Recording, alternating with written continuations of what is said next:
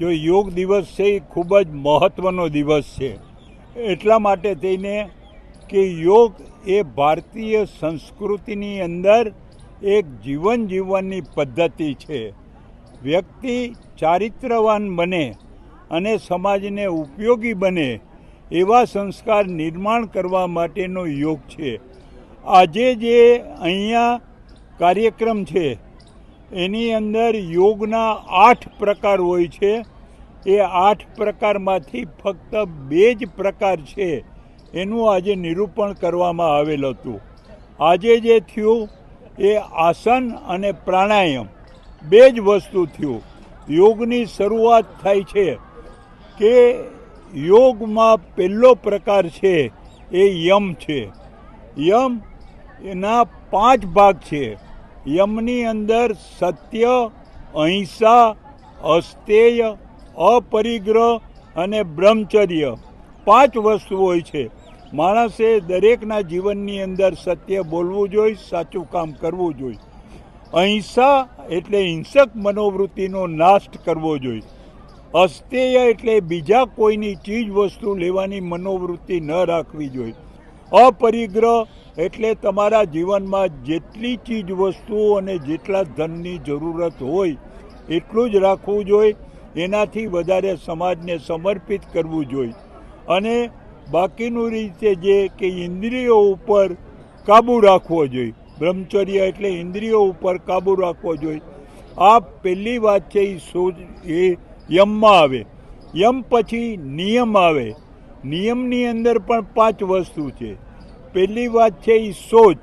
શૌચ એટલે સ્વચ્છતા. તમારું શરીર સાફ હોવું જોઈએ, તમારું ઘર સાફ હોવું જોઈએ, તમારો મોહલ્લો સાફ હોવો જોઈએ, તમારે ક્યાંય ગંદકી ન કરવી જોઈએ. સ્વચ્છતાને આપણા જીવનની અંદર પર્યાય બનાવવો જોઈએ. અને સ્વચ્છ પછીની વાત આવે છે એ સ્વાધ્યાય. સ્વાધ્યાય એટલે સારી વ્યક્તિઓના પ્રવચન સાંભળવા જોઈએ, સારા સારા પુસ્તકો વાંચવા જોઈએ. એ સારી વ્યક્તિઓના પ્રવચન સાંભળ્યા પછી અને પુસ્તકો વાંચ્યા પછી તમે જે કંઈ જ્ઞાન પ્રાપ્ત કરો છો એ જ્ઞાન છે એના માટે થઈને આપણે તપ કરી અને કાર્ય કરવું જોઈએ. કાર્ય કરવા માટે એ તપ કરવું જોઈએ. અને તપ કર્યા પછી તમારું મન શાંતિ અનુભવે, જે સમાધિગ્રસ્ત તમારું જીવન થાય. અને આ વસ્તુ છે એ મેળવ્યા પછી મેં આ મેળવું એને બદલે ઈશ પરિધાન કરવું, એટલે ઈશ્વરને પરિધાન કરવું. જે પ્રમાણે આપણામાં સૂત્ર છે ઇદમ ન મમ રાષ્ટ્રાય સ્વાહા. આ મારું નથી, હું રાષ્ટ્રને સમર્પિત કરું છું. એટલે આ યમ અને નિયમના પેટા 5 ભાગ છે એને કરવું જોઈએ. ત્યાર પછી શરીરને તંદુરસ્ત રાખવા માટે થઈને આપણે આસન કરવા જોઈએ. જેમ કે પદ્માસન કરી છે, મયુરાસન કરી છે, તાળાસન કરી છે. આ બધા આસનો કરવા જોઈએ. આસનો કરવાથી શરીરના અવયવો છે એને બરાબર કોઈ તકલીફ પડતી નથી, પૂરો વળાંક મળે છે. ત્રીજી વાત છે એ તમારે પ્રાણાયામ કરવું જોઈએ. પ્રાણાયામ એટલે પ્રાણ માટેનો આયામ. તમારું ફેફસું મજબૂત હોય તો ફેફસાના કારણે તમે ઓક્સિજન વધુ ગ્રહણ કરો. ઓક્સિજન ગ્રહણ કરો તો એ હૃદયમાં લોહીમાં જાય. એ લોહીમાં ગયેલો ઓક્સિજન શરીરના આખા અંગની અંદર જાય છે. અને શરીરના આખા અંગની અંદર આ ઓક્સિજન જવાથી શરીરનું કોઈ પણ અવયવ નબળું પડતું નથી. જે ખરેખર શરૂઆતથી પ્રાણાયામ કરે છે યુવા અવસ્થાથી, એ માણસને કોઈ દી ડાયાબિટીસ થતો નથી, એને બ્લડ પ્રેશર થતો નથી, એને ઓછું સંભળાતું નથી કે ઓછું દેખાતું નથી. શરીરના તમામ અવયવો એ પરફેક્ટ કરે છે. અને ત્યાર પછીની જે વાત આવે છે એ પરિધાનની અંદર આવે છે. અને આ બધી વસ્તુની અંદર હું ટૂંકમાં કહીશ, વ્યક્તિએ જીવન જીવવા માટે થઈને વ્યક્તિના શરીરની અંદર 4 વસ્તુ હોય છે. એક સ્થૂળ શરીર હોય છે, શરીર ઉપર મન હોય છે, મન ઉપર બુદ્ધિ હોય છે, અને બુદ્ધિ ઉપર આત્મા હોય છે.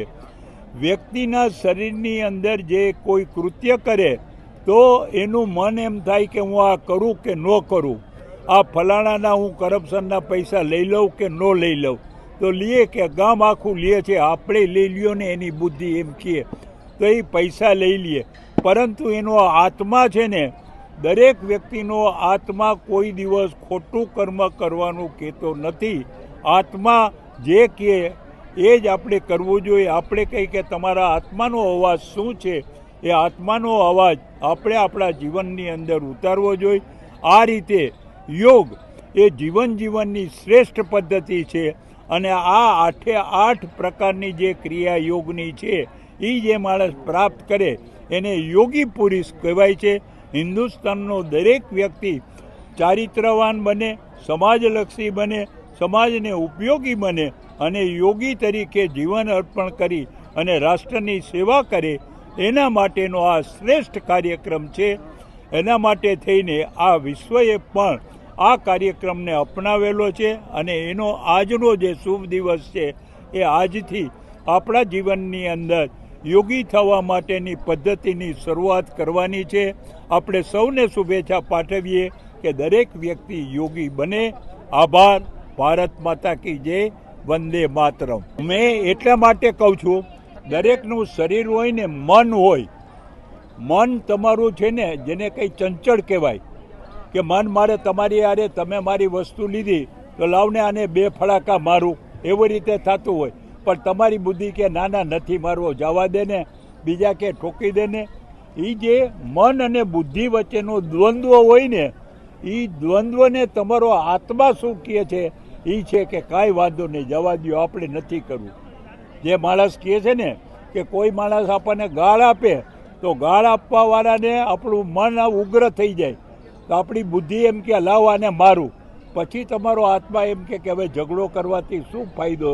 આત્મા જે પ્રમાણે કહે એ તમે કાર્ય કરો, એ જ માણસ શ્રેષ્ઠ માણસ હોય. જો ભાઈ મેં તો 1 મિનિટ, આ યોગ પદ્ધતિની અંદર તમારે શરીર, મન, બુદ્ધિ અને આ છે એમાં આ દાખલો આપ્યો કરીને, આ કોઈ એના માટેની કોઈ વાત નથી. આજે સાંભળો, આજે પણ વિષય નથી, આપણે વિષયથી જુદી લાઈનમાં જવું નથી. સૌનો આભાર, ધન્યવાદ. સાંજ સમાચાર ફેસબુક પેજને લાઇક કરો, વિડીયો શેર કરો અને વધુ વિગતવાર સમાચાર માટે sanssamachar.net વિઝિટ કરો.